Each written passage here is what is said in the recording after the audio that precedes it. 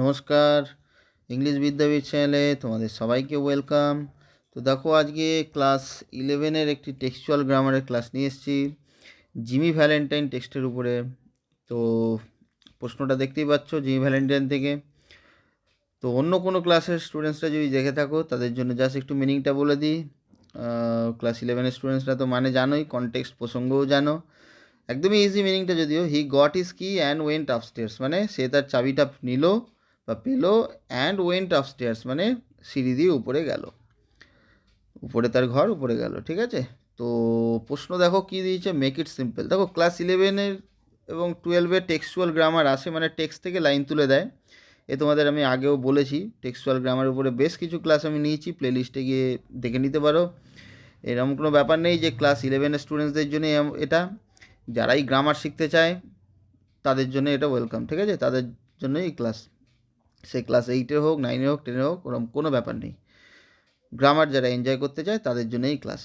তো সিম্পল করতে দিয়েছে। What is simple sentence? Simple সেন্টেন্সের ডেফিনেশন জানা দরকার, ডেফিনেশনই সব কিছু আমি বলে থাকি। দেখো সিম্পল সেন্টেন্স, সরল বাক্য কি, আগে এই বাক্যর ক্লাসিফিকেশনটা একটু বলে দিই। দেখো, অর্থ অনুসারী বাক্য 5 প্রকারের, বহুবার বলেছি আমি।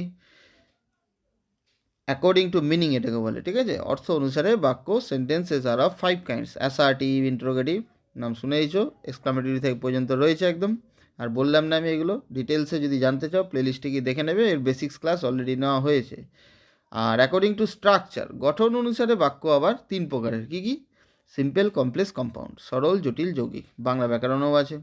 তো সিম্পল সেন্টেন্সের ডেফিনেশন হচ্ছে এখানে একটাই ফাইনাইট ভার্ব থাকে। What is finite verb? এবার অনেকের প্রশ্ন আসবে।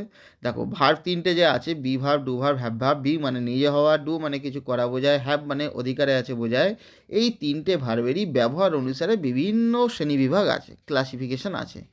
তো যদি ভার্বটাকে টেন্সের স্ট্রাকচারে ব্যবহার করা হয় তখন তাকে ফাইনাইট ভার্ব বলে, মানে টেন্সের গঠনে থাকলে ফাইনাইট ভার্ব, আমি সহজে বলেই থাকি। আর টেন্সের গঠনে না থাকলে নন ফাইনাইট ভার্ব। ওকে, তো সেইটাই বলছি, যদি বাক্যটাতে একটাই ফাইনাইট ভার্ব থাকে তবেই সেটা সরল বাক্য, মানে সিম্পল সেন্টেন্স। আর একটা ফাইনাইট ভার্ব মানে সেখানে একটা ক্লজই আছে। তো একটা ক্লজ থাকলে সেটাকে কি ক্লজ বলবো? সেটাকে 100% ইন্ডিপেন্ডেন্ট ক্লজ বলবো। ক্লজ আবার 2-3 প্রকারের আছে, 2 প্রকারের বলতে পারো, 3 প্রকারেরও বলতে পারো। তুমি বলবে কেন 2 প্রকারের 3 প্রকারে আলাদা আলাদাভাবে? এইভাবে ব্যাপারটা, ইন্ডিপেন্ডেন্ট ডিপেন্ডেন্ট ক্লজ।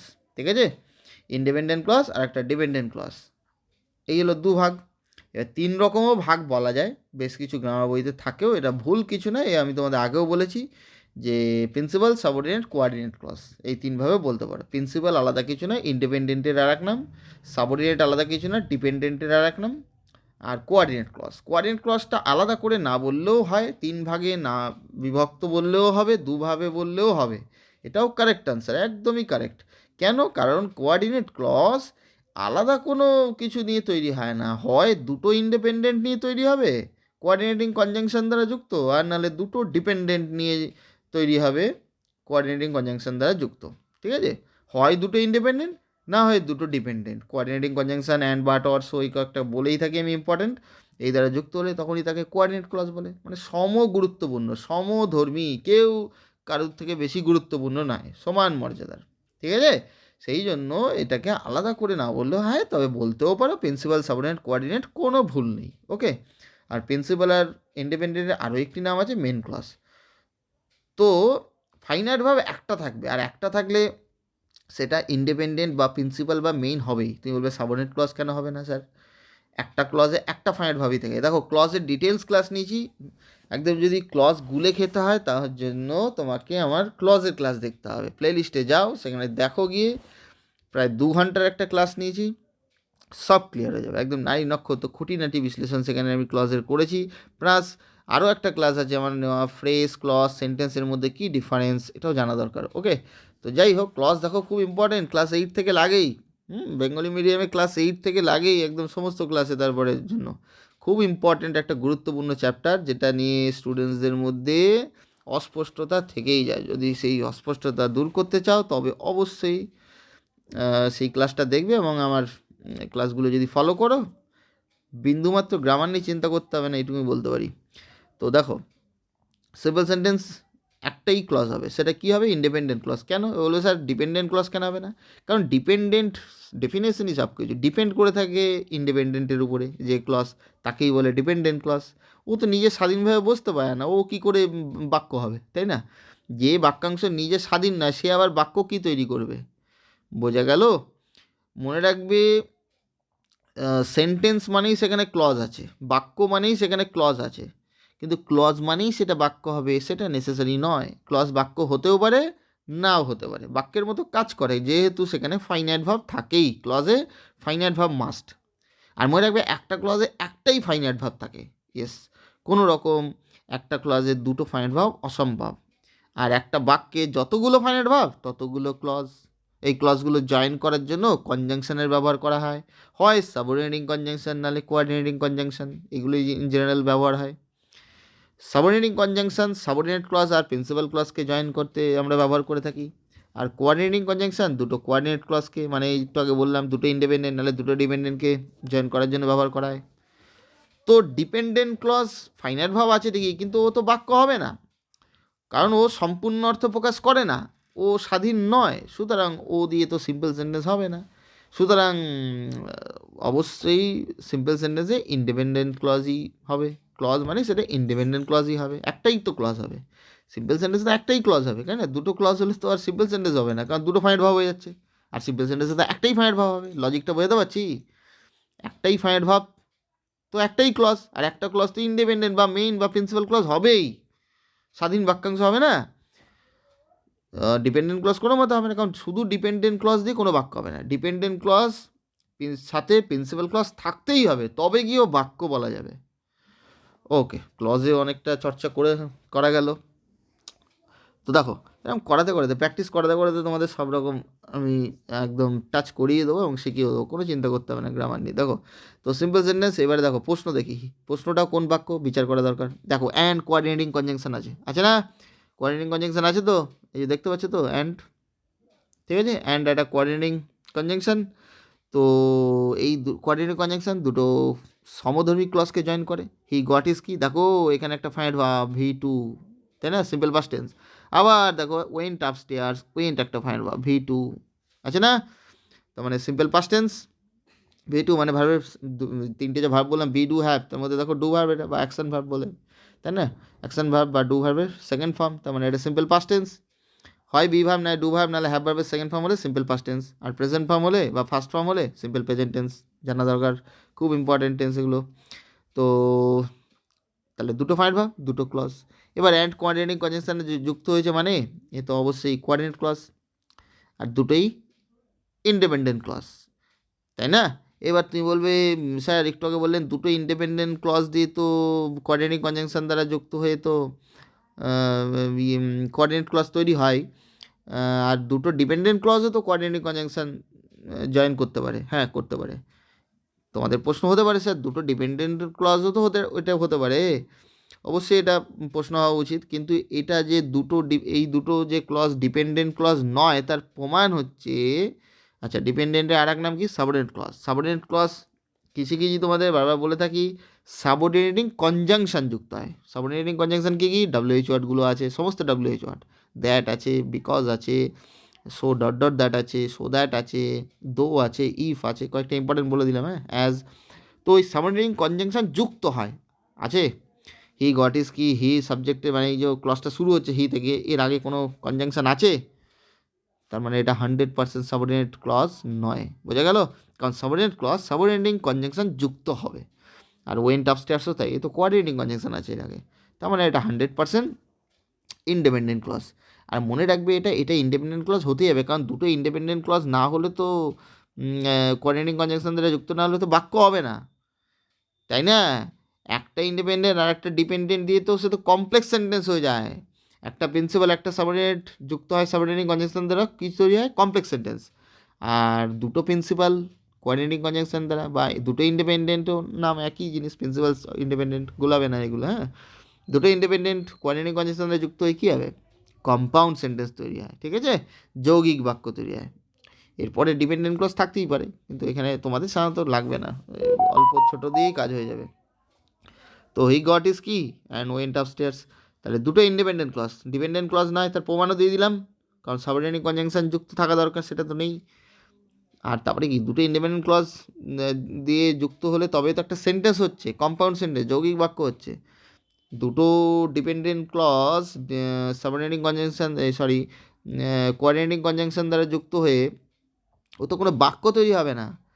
এ বলবে স্যার একটু আগে বললেন দুটো ডিপেন্ডেন্ট ক্লজ কোঅর্ডিনেটিং কনজাংশন দ্বারা যুক্ত, হ্যাঁ হয়, কিন্তু তার সাথে মনে রাখবে প্রিন্সিপাল বা ইন্ডিপেন্ডেন্ট ক্লজ থাকতেই হবে, নাহলে তো বাক্য হবে না। ইন্ডিপেন্ডেন্ট বা প্রিন্সিপাল বা মেইন ক্লজ ছাড়া কোনো বাক্য সম্ভব নয়, শুধু ডিপেন্ডেন্ট দিয়ে। বোঝা গেল? সেই কোঅর্ডিনেটিং কনজাংশন দ্বারা যুক্ত হোক না, হবে না, বাক্য হবে না। তা বাক্যই যদি না হয় তার তো সিম্পল হোক কমপ্লেক্স হোক কম্পাউন্ডের প্রশ্নই আসে না। যাই হোক, প্রশ্ন তাহলে বোঝাতে পারলাম, দুটো ইন্ডিপেন্ডেন্ট ক্লজ কোঅর্ডিনেটিং কনজাংশনে যুক্ত হয়েছে, তার মানে এটা কম্পাউন্ড সেন্টেন্সে আছে। চলো এবারে সিম্পলে আমাদের করতে হবে। তো সিম্পলে করার অনেক টুল আছে, অনেক কিছু আমাদের হাতিয়ার আছে। তার মধ্যে একটি বড় হাতিয়ার হচ্ছে নন ফাইনাইট ভার্বস। ফাইনাইট বলছিলাম একটু আগে, নন ফাইনাইট ভার্ব কি? যে ভার্ব টেন্সে গঠনে থাকবে না। তো কী কী তার মধ্যে আছে? পার্টিসিপেল আছে, participle, gerund, infinitive, verbal noun. তার মধ্যে পার্টিসিপেলটা বহুত গুরুত্বপূর্ণ, বহু কাজ হয় আর ইনফিনিটিভটা, ঠিক আছে? তো এইটা আমরা পার্টিসিপেল এবং জেরান্ড দিয়ে দেখো করবো, কারণ সব কিছু তো সব দিয়ে হবে না, যেটা যুক্তিযুক্ত হবে সহজভাবে হবে সেটা ভেবে করতে হবে, ঠিক আছে? তো এটা পার্টিসিপেল দেখো, আবার পার্টিসিপেলের তিনটে ভাগ আছে, present participle, past participle, perfect participle. তো প্রেজেন্ট পার্টিসিপেলের গঠনটা কি? ভার্বের রুটের সাথে আইএনজি, ঠিক আছে? আমি এখানে লিখেও দিচ্ছি, ভিআর প্লাস আইএনজি, এটা হচ্ছে প্রেজেন্ট পার্টিসিপেল, ঠিক আছে? Present participle. আর জেরান্ড, এটার গঠনও তাই, ভার্ব রুট প্লাস আইএনজি। তো কী করে বুঝবো কোনটা কি, তাই না? তোমাদের বড় প্রশ্ন। মনে রেখে দেবে সাধারণত, আচ্ছা পার্টিসিপেলের ডেফিনেশনটাও একটু বলে দিই শর্টে। পার্টিসিপেলে অ্যাডজেক্টিভের ধর্ম থাকে, অ্যাডজেক্টিভের মতো কাজ করে, আর জেরান্ডের নাউনের মতো কাজ করে, ঠিক আছে? দুটোরই গঠন সেম। তো এটা সাধারণত বাংলায় মানেটা হয়, আমি বলে থাকি, করে বা করিয়া। আর জেরান্ডে সাধারণত বাংলায় অর্থটা হবে করা। এটা সহজভাবে বলে থাকি, যে ডুভার থাকবে বা যে ভার্বই থাকুক না কেন সেটাকে এটা করে নিতে হবে, করে করিয়া, বা যদি গো থাকে মানে গোয়িং থাকবে তো গিয়া বা যাইয়া, যেটাকে আমরা করে করিয়া করে বলছি। আর জেরান্ডের অর্থে হলে কী হবে বাংলায়, এটা করা, তো ওটা কী হবে? যাওয়া। বুঝতে পারছি তো এইভাবে। তো চলো এবারে আমরা এবারে সলভ করব, ঠিক আছে? কী আছে প্রশ্ন? হি গট ইজ কি? সে তার চাবিটা পেলো এবং উপরে গেল। তা আমি এটা বলতে পারি বাংলায়? আমাকে দেখো সিম্পল সেন্টেন্স মানে একটা ফাইনাইট ভার্ব রাখতে হবে, তো মানে দুটো ফাইনাইট ভার্ব আছে, একটাকে হাঁটাতে হবে, যে কোনো প্রকারে না হাঁটাতে হবে। তো অনেক উপায় আছে, তার মধ্যে একটা মুখ্য উপায় হচ্ছে একটা ফাইনাইটকে নন ফাইনাইট করে দেবো। বুঝতে পারছি, একটা ফাইনাইটকে নন ফাইনাইট করে দেবো। নন ফাইনাইট অনেকগুলো আছে, তার মধ্যে এটা পার্টিসিপেল এবং জেরান্ড দিয়ে আরামসে হবে, বিশেষ করে পার্টিসিপেল দিয়ে, এই করে করিয়ার ব্যাপারে এই ব্যবহার করে। তাই এটা আমি বলতে পারি, তার চাবিটা পেয়ে সে উপরে গিয়েছিল, সিঁড়ি দিয়ে উপরে গিয়েছিল। দেখো পেয়ে করে আসছে কিনা সেম, করে করিয়া, চাবি পাইয়া সাধু ভাষায় যদি বলে থাকি, বা চাবি পেয়ে, তাই না, সে উপরে গিয়েছিল, বলতে পারি। তো চলো আনসার এবার করা যাক। তো ভাবের রুটের স্থায়ী ফর্মুলা, রুট মানে গোড়া, যেখান থেকে আসছে, তো গট তো রুট ফর্ম নয়, সেকেন্ড ফর্ম। তো ডু ভার্বের ক্ষেত্রে প্রেজেন্ট ফর্মগুলি সাধারণত রুট ফর্ম হয়, তো গেট, তাই না? কিন্তু সব ক্ষেত্রে সব প্রেজেন্ট ফর্মই কিন্তু রুট ফর্ম হয় না, গেট আর গেটস এস যুক্ত ওটাও তো present form.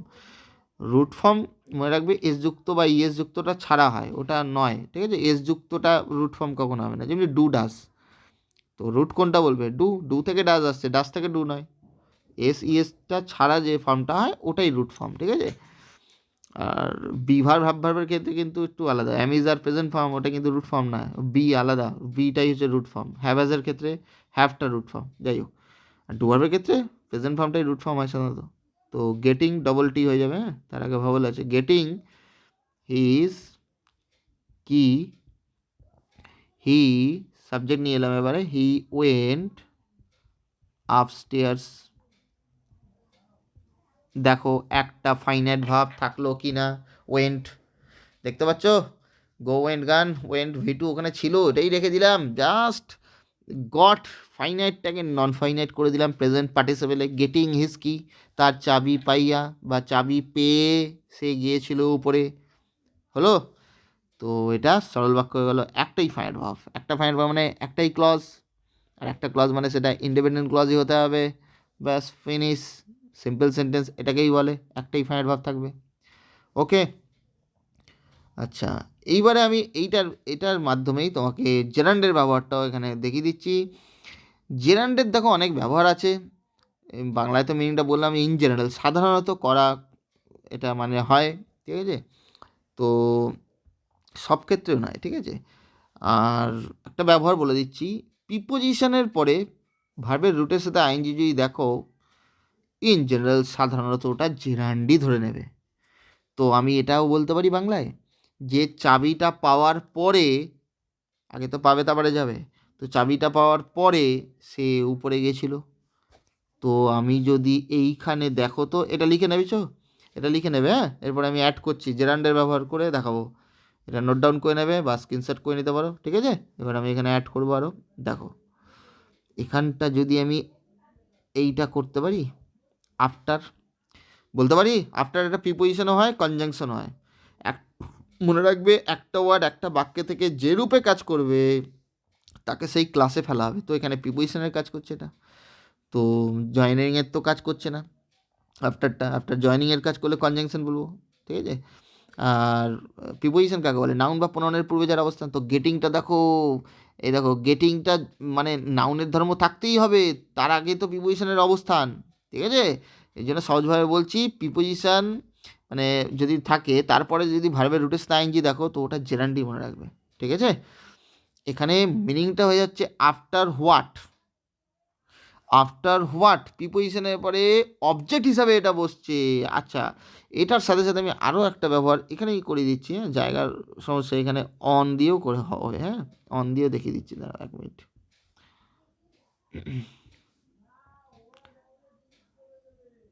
On on getting his কি হি ওয়েন্ট আপস্টেয়ার্স, এটাও হবে। On what, on getting his কি মানে চাবিটা পেয়ে, এর মানেও তাই, যদিও মানে কোরের মানে আসছে, কিন্তু এটা জেরান্ডের ব্যবহার হয়ে যাচ্ছে। On what, what, on what দেখো প্রিপোজিশনের অবজেক্ট হিসেবে তখন ভার্বের রুটের সাথে আইএনজিটা বসছে। After what, after getting his কি, তার চাবিটা পাওয়ার পরে, পাওয়া দেখো করা ওই সেন্স আসছে, ইন জেনারেল সাধারণত আসে, ঠিক আছে। তো এইভাবে তাহলে আফটার বা অন এখানে ব্যবহার, আফটারেরটা ভালো হবে, অনটাও ভালো আছে, করতেই পারো জেরান্ড হিসাবে ব্যবহার করলে। কিন্তু আমি বলবো এখানে প্রেজেন্ট পার্টিসিপেল মানে এমনি পার্টিসিপেল দিয়ে আরামসে ব্যবহার হয়ে যাবে। গেটিং ইজ কি হি ওয়েন্ট আপসে, এটাই মোস্ট অ্যাপ্রোপ্রিয়েট, সব থেকে ভালো, এটা সহজভাবে হয়ে যাচ্ছে, ঠিক আছে। আমি অনেকভাবে দেখিয়ে দিলাম তোমাদের, তোমরা করতেই পারো, এই ধাঁচে প্র্যাকটিস করবে, এইভাবে ভাবতে শেখো, তারপরে সব ক্ষেত্রেই কিন্তু আর পার্টিসিপেল জেরান্ড ব্যবহার করতে বসবে না, ঠিক আছে। অনেক স্টুডেন্টসদের ধারণা খালি এই বিইং এইগুলো করলেই বোঝায় সিম্পল সেন্টেন্স বা জেরান্ড পার্টিসিপেলের ব্যবহার হয়ে যায়, না, সব ক্ষেত্রে ওরকম নয়। সেটা কী ভার্ব আছে সেটার উপর ডিপেন্ড করছে, আর কি সেন্স আছে, কনটেক্সট কি, মিনিংটা কি আসছে, কোন নন ফাইনাইট ভার্ব ব্যবহার করলে বাক্যটা ঠিকঠাক দাঁড়াবে লজিক্যালি, সেটার উপর ডিপেন্ড করছে, ঠিক আছে। তো আফটার গেটিং ইজ কি হি ওয়েন্ট আপস্টেয়ার্স, এটাও আরামসে হয়ে যাবে। আফটার প্রিপোজিশনের পরে ভাবে রুটেস আইএনজি দেখো, তার মানে জেরান্ড এটা, তাই না। আর ওয়েন্ট একটাই ফাইনাইট ভার্ব আছে, বলো বোঝাতে পারলাম কি না। তাহলে একটা ফাইনাইট ভার্ব, তার মানে simple sentence equals to simple sentence, তাই না। তা আফটারের পরে প্রিপোজিশনের পরে এখানে আফটার হোয়াট অবজেক্ট হিসেবে বসছে, আর অবজেক্ট মানেই তো নাউনের ধর্ম, তাই না। অবজেক্ট হচ্ছে সাবজেক্ট, অবজেক্ট মানে নাউনের ধর্ম, মনে রাখবে। এটা আমি বলেই থাকি তোমাদের, সাবজেক্ট অবজেক্ট মানে নাউনের ধর্ম। তো অন হোয়াট বা আফটার হোয়াট, তাই না। আফটার হোয়াট প্রিপোজিশনটার অবজেক্ট হিসেবে বসছে, এটা ভাবের রুস্তে আইনজি, আর অবজেক্ট মানেই নাউনের ধর্ম। তো যে রূপে কাজ করবে, ঠিক আছে, যে রূপে কাজ করবে তাকে সেই ক্লাসে ফেলা হবে। তো দেখো ভার্ব এটা আছে, গেট তো একটা ভার্ব, ক্রিয়া, কিন্তু ক্রিয়ার কত দেখো, আমি বলে থাকি তোমাদের যে ভার্ব সব থেকে পাওয়ারফুল পার্টস অফ স্পিচ। 8টা যে পার্টস অফ স্পিচ আছে তার মধ্যে সব থেকে ইম্পর্টেন্ট গুরুত্বপূর্ণ হচ্ছে ভার্ব, বাকিগুলো কিছু কম গুরুত্বপূর্ণ নয়, কিন্তু সব থেকে কেন বলে থাকি, কারণ ভার্ব ছাড়া তো কোনো বাক্যই হবে না। Without verb no sentence is possible. আর ভার্বের কত পাওয়ার দেখো, ভার্ব ওর ব্যবহার অনুসারে দেখো আইএনজি বসে ও কখনো নাউনের রূপে কাজ করছে, কারণ জেরান্ড মানে নাউনের ধর্ম, আর পার্টিসিপেল মানে অ্যাডজেক্টিভের ধর্ম। তো কোনো সময় অ্যাডজেক্টিভ রূপেও কাজ করতে পারে, তাই না? অ্যাডজেক্টিভ নাউন বা প্রনাউনকে কোয়ালিফাই করে। আফটার বা অনটা না করলে গেটিং হিজ কি হি ওয়েন্ট আপস্টেয়ার্স, এটা অ্যাডজেক্টিভ হিসেবে মানে পার্টিসিপেলের ব্যবহার চলে আসছে। গেটিং দেখো পেয়ে কি না চাবিটা নাউনটাকে বোঝাচ্ছে, নাউনটাকে ডেসক্রাইব করছে, তখন ওটা ডেসক্রাইবিং ওয়ার্ড মানে অ্যাডজেক্টিভ হিসেবে কাজ করছে। তাই জন্যই বলে থাকি বেস্ট ডেফিনেশন হচ্ছে পার্সোভিজের একটা ওয়ার্ড একটা বাক্যে থেকে যে রূপে কাজ করবে তাকে সেই ক্লাসে ফেলা হবে। এই আফটারই তুমি কনজাংশন হিসেবে ইউজ করতে পারো, তার ব্যবহারও আলাদা আছে। এখানে তো ব্যবহার করা যাবে না কনজাংশন হিসেবে, তো দুটো ক্লজ হয়ে যাবে, দুটো ক্লজ হয়ে গেলে তো সেটা সিম্পল সেন্টেন্স হবে না, বুঝতে পারলাম? লজিক্যালি করতে হবে। তো ওকে, কোথাও একবারে বুঝতে অসুবিধা থাকলে সেই জায়গাটা প্রয়োজনে বারবার শুনে নেবে অবশ্যই, এই সুবিধা ইউটিউবে আছেই। আর বেসিক্স ক্লিয়ার থাকতে হবে। ভার্ব অ্যান্ড টেন্স যদি ক্লিয়ার না থাকে তাহলে কিন্তু গ্রামারের সব রাস্তা বন্ধই, আমি বলেই থাকি। যদি ক্লিয়ার না থাকে প্লে লিস্টে যাও, সেখানে নিজেদের প্রয়োজন অনুসারে দেখে নেবে। ওকে, থ্যাংক ইউ, আজকে এই পর্যন্তই রইলো।